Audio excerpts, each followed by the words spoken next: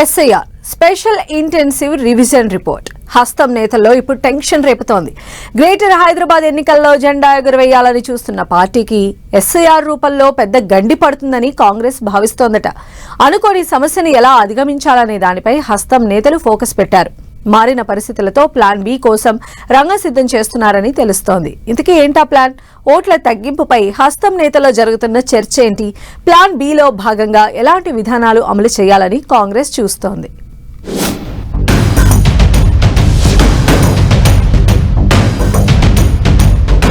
కాంగ్రెస్ కు తలపోటుగా మారిన sir report. Greater పరిధిలో భారీగా తగ్గిన సెటిలర్ల ఓట్లు. సెటిలర్ల ఓట్లపై చాలా హోప్స్ పెట్టుకున్న కాంగ్రెస్ గ్రేటర్ ఎన్నికల విషయంలో ఇప్పుడు ప్లాన్ బి. ప్లాన్ బి ఏంటి? కాంగ్రెస్ ఏం చేయబోతోంది? కేంద్ర ఎన్నికల సంఘం చేపట్టిన సర్ లేటెస్ట్ రిపోర్ట్ తెలంగాణలో అన్ని రాజకీయ పార్టీల్లో గుబులు పుట్టిస్తోంది. రాష్ట్రంలో 73 లక్షల ఓట్లు గల్లంతు అయ్యాయని సర్ నివేదికలో బయటపడింది. ఈ సంఖ్య మరింత పెరిగే అవకాశం ఉందని పార్టీలన్నీ అంచనా వేస్తున్నాయి. అయితే ఓట్ల గల్లంతులో గ్రేటర్ హైదరాబాద్ టాప్ లో ఉండడం అధికార కాంగ్రెస్ ను ఆందోళనకు గురి చేస్తోందని తెలుస్తోంది. హైదరాబాద్ లో ఉంటున్న ఇతర రాష్ట్రాలకు చెందిన వాళ్లు వారి వారి ఓట్లను సొంత రాష్ట్రంలో నమోదు చేసుకున్నారు.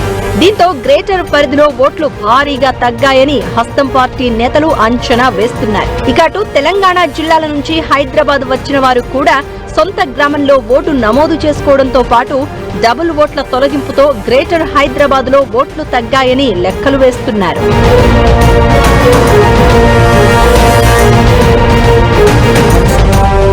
తెలంగాణ ఏర్పాటు నుంచి అధికార పార్టీకే గ్రేటర్ హైదరాబాద్ ఎన్నికలు కలిసి వస్తున్నాయి. 2014 అసెంబ్లీ ఎన్నికల్లో గ్రేటర్ పరిధిలో బీఆర్ఎస్ పార్టీకి మెజారిటీ సీట్లు రాలేదు. అయితే ఆ తర్వాత 2 సార్లు జరిగిన జీహెచ్ఎంసీ అసెంబ్లీ ఎన్నికల్లో గ్రేటర్ జనాలు అప్పట్లో అధికారంలో ఉన్న బీఆర్ఎస్ కు మద్దతు పలికారు. అలానే ఇప్పుడు కూడా అధికార కాంగ్రెస్ గ్రేటర్ ఎన్నికలు తమకు కలిసి వస్తాయని భావిస్తోంది. నగరంలో జరుగుతున్న అభివృద్ధితో పాటు దశాబ్దాలుగా జనాలు ఎదుర్కొంటున్న సమస్యలను హైడ్రాతో పరిష్కరించడం లాంటి కార్యక్రమాలతో ఎన్నికల్లో తమకి ఇబ్బంది ఉండదని హస్తం పార్టీ నేతలు అంచనా వేస్తున్నారు. అయితే సర్ రిపోర్ట్ మాత్రం వాళ్లను టెన్షన్ పెడుతోంది. గ్రేటర్ పరిధిలో ఈ మధ్య జరిగిన జూబ్లీహిల్స్ బైపోల్లో కాంగ్రెస్ పార్టీకి సెటిలర్స్ జై కొట్టారు. అంతకుముందు కంటోన్మెంట్ ఉప ఎన్నికలను కాంగ్రెస్ జెండా ఎగిరింది. దీంతో గ్రేటర్ ఎన్నికలు ఎప్పుడొచ్చినా తమకు తిరుగు లేదని నాయకులు భావించారు. సెటిలర్లతో పాటు తెలంగాణ జిల్లాల నుంచి హైదరాబాద్ లో ఓటర్లుగా నమోదు చేసుకున్న వారు కూడా తమ పార్టీకి జై కొడతారని అంచనా వేశారు. చాలా మందికి ఇక్కడే స్థిర నివాసం ఉందని, దీంతో ఓటు కూడా ఇక్కడే పెట్టుకుంటారని భావించారు. కట్ చేస్తే సీన్ రివర్స్. సెటిలర్లు, ఇతర జిల్లాల ఓటర్లు సర్లో భాగంగా సొంత గ్రామాలకు ఓటు బదిలీ చేసుకున్నారు. ఇదే హస్తం పార్టీ నేతలకు తలపోటుగా మారింది.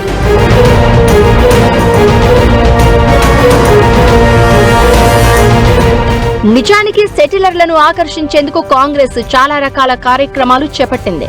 ప్రతిపక్షాల నుంచి ఎన్ని విమర్శలు వచ్చినా తమ చర్యలను సమర్థించుకుంటూ వచ్చింది కాంగ్రెస్. శేర్లింగంపల్లిలో పీజేఆర్ విగ్రహం, అమీర్పేట్ చౌరస్తాలో ఎన్టీఆర్ విగ్రహం, రవీంద్ర భారతిలో బాలసుబ్రహ్మణ్యం విగ్రహాల ఏర్పాటుతో పాటు యాదాద్రి బోర్డులో చిరంజీవి సతీమణి సురేఖను మెంబరుగా నియమించడం, ఇవన్నీ గ్రేటర్ ఎన్నికల్లో తమకు కలిసి వస్తాయని కాంగ్రెస్ భావించింది.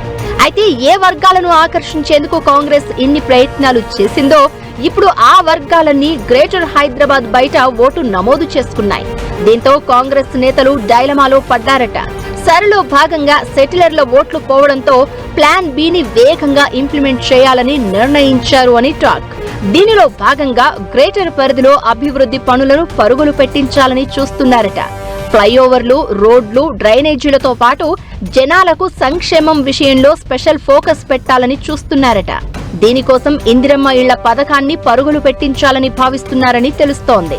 గ్రేటర్ పరిధిలోని 2 ఉప ఎన్నికల్లో విజయం సాధించడంతో ఉత్సాహంగా ఉన్న కాంగ్రెస్ నేతలకు సర్ అంశం తలనొప్పిగా మారింది. గ్రేటర్ పరిధిలోని 3 కార్పొరేషన్లపై జెండా ఎగరేయాలని టార్గెట్ పెట్టుకున్న హస్తం నేతలు ఇప్పుడు స్ట్రాటజీ మార్చుకునేందుకు సిద్ధమయ్యారు.